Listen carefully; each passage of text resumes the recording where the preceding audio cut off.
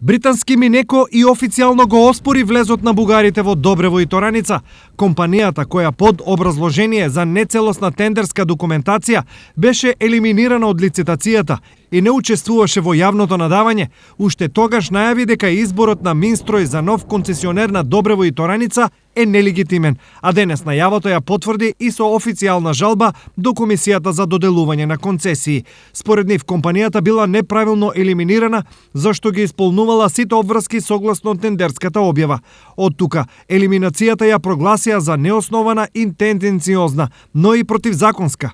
Поради неоснованото елиминирање на Минеко обоени метали доел, тендерската комисија во процесот на евалуација сторила суштински повреди на Законот за концесии и јавно-приватно партнерство, како и Законот за минерални суровини. Во жалбата доставена до Државната комисија за жалби по јавни набавки, нашата компанија бара поништување на одлуките за доделување на концесија и постапката на евалуација и повторување на истата, во согласност со законите на Република Македонија.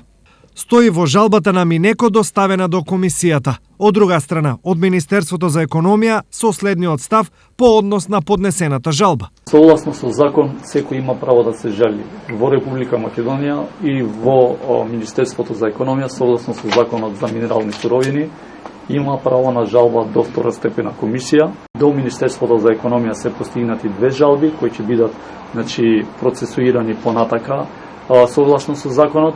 На лицитација на 16 март бугарската компанија Минстрој за 2 милиони евра годишна концесија ги замени индијците во Добрево и Тораница. Неколку дена потоа, директорот Николај Вълканов најави дополнителни инвестиции од 10 милиони евра, поголеми плати за рударите и почеток со работа веќе во мај.